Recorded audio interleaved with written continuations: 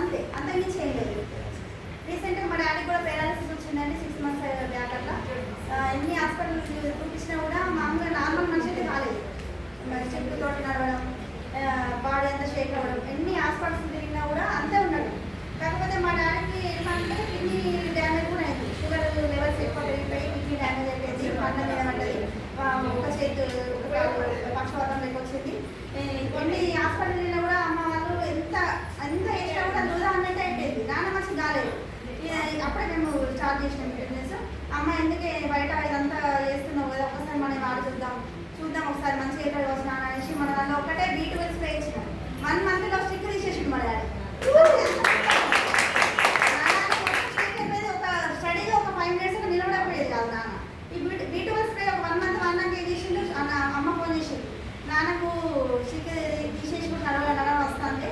నాన్న ఇప్పుడు బయటకు వెళ్ళి సామాన్ తీసుకొస్తాను. షాప్ ఉంది, గ్రామ షాప్.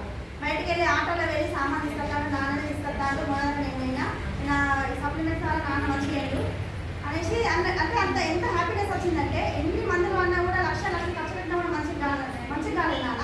ఇలా జస్ట్ 3,000 పెట్టినాం నెలకు. అట్లాంటి మనిషి మొత్తానికి లేవలేని పరిస్థితిలో ఉన్న మనిషి ఇప్పుడు మంచిగా నడుస్తున్నాడు, బయటకు వెళ్తున్నాడు, అన్ని పనులు తన పనులు తను చేసుకుంటున్నాడు. నాన్న కోసం ఎట్లా వెళ్దామన్నా కూడా అమ్మకు చాలా ఇబ్బంది అనిపించేది. ఎందుకంటే పట్టుకొని తీసుకెళ్ళాలి వాష్రూమ్ అయినా కూడా కదా, ఎట్లా ఇబ్బంది ఉంటుంది. ఇప్పుడైతే ఎట్లా వెళ్తున్నారు ఇద్దరు కలిసి. అంటే అంత మంచి పవర్ ఉంది మన సప్లిమెంట్స్లో.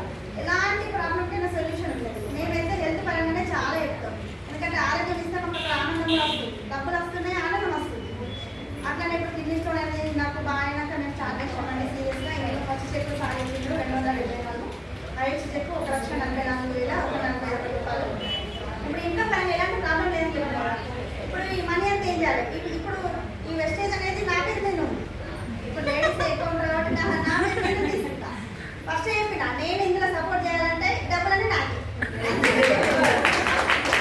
డబ్బులన్నీ నేనే యూజ్ చేసుకుంటా. నువ్వు మాత్రం ఒక్క రూపాయలు అడగదు అన్నదాన్ని మా సార్ ఉన్నారు. ఒక్క రూపాయి కూడా తీసుకోలేదు. నేనే ఫోన్ తీసుకోమని ఫోన్ చేస్తాను. రీసెంట్గా తీసుకున్నాను ఫోన్. ఎస్టేట్ డబ్బులతో తీసుకున్నాం వితౌట్ EMI. ఒక ఫోన్ 20,000 కొనుక్కోవాలనుకుంటేనే మనం EMI పెడతాం, అన్ని రకరకాలు. అలాంటిది 1,76,000 ఫోన్ తీసుకున్నాం. ఎలాంటి EMI లేకుండా తీసుకున్నాం. నా ఫోన్ కూడా రీసెంట్గా తీసుకున్నాం వితౌట్ EMI. అంటే ఇలాంటి చిన్న చిన్న రింగ్స్ కూడా మన ఉన్న సిచ్యువేషన్లో మనం కొనుక్కోలేము. అదే మన వెస్టేజ్ ద్వారా ఏం తీసుకుందాం, ఇంకా డబ్బులు వస్తాయి కదా అనే హోప్ ఉన్నది ఇక్కడ మనకి కదా. మేమైతే అక్కడ స్ట్రాంగ్గా డిసైడ్ అయినాం, చేస్తున్నాం, ఇంకా చేస్తూనే ఉంటాం. ఇప్పుడు యూసీడీ గోల్ పెట్టుకున్నాం, అది కూడా రీచ్ అవుతాం. లేడీసే ఉంటారు, లేడీసే కనెక్ట్ అవుతారు. ఒక 1 month దాకా సార్ చేసిండు. కాకపోతే అక్కడనే అయిపోయింది, అది బండి కలుగుతలేదు ఇక. అంటే అందరూ లేడీస్ వచ్చేసిండు కదా. ఎక్కడికైనా వెళ్దామన్నా కూడా సార్కి ఎట్లుంటుంది, లేడీస్ ఉన్నాక జెంట్స్ అనేది కొంచెం తొందరగా మూవ్ కాలేదు. అదే నేనేమింది అనుకోండి, ఎవరి ఇంటికి వెళ్ళినా కూడా నేను తొందరగా లోపలికి వెళ్ళగలుగుతా, వాళ్ళతో మాట్లాడగలుగుతా అనేసి మేము ఇద్దరం అట్లా డిసైడ్ అయినామండి. మాకైతే ఫుల్ డ్రీమ్స్ ఉన్నాయి. డ్రీమ్స్ కోసమే మేము వర్క్ చేస్తున్నాం. మా పిల్లలకైతే గోల్డ్ తీసుకుంటా అక్కడ లోపల పెడతాం. ఎందుకంటే ఇప్పుడు ఆడపిల్లలకి ఏదైనా కూడా తక్కువే, ఎన్ని సంపాదించినా కూడా తక్కువే. ఇప్పుడు ఎక్స్ట్రా ఇన్కమ్ కాబట్టి ఇప్పుడు గోల్డ్ తీసుకున్నాం, ఒక 3-4 తులాల దాకా గోల్డ్ తీసుకున్నాం, ఎక్స్చేంజ్ పైసలు ఉంటాయి. అట్లా తీసుకుంటే పిల్లలకి మనం కదా ఏ చేసిన పిల్లలకి 3 తరాల ఇన్కమ్ అంటే ఎక్కడ లేదు. అదైతే బాగా నచ్చింది నాకు. ఇక సారు అసలు ఎట్లా కనిపెట్టి కానీ 3 తరాల ఇన్కమ్ అంటే ఇప్పుడు ఏదైనా బయట జాబ్ అయితే ఒకటే ఇన్కమ్ వస్తుంది, ఇక్కడ 9 రకాల ఇన్కమ్ వస్తుంది. ఎక్కడ ఉన్నదా కార్ ఫండ్, హౌస్ ఫండ్, ఇల్లు కట్టుకోవడం, కార్ ఫండ్ ఏమైనా ఇస్తున్నారా? ఏ జాబ్లో లేదు.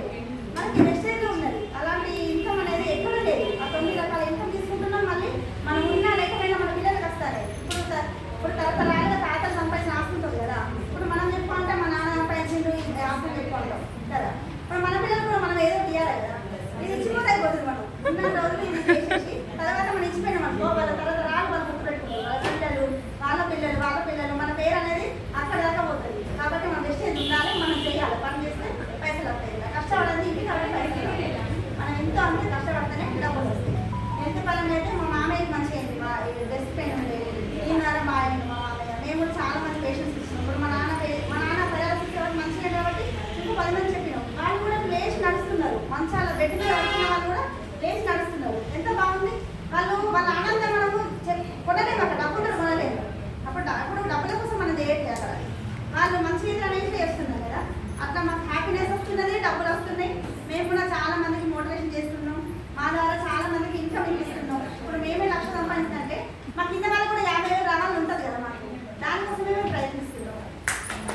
థ్యాంక్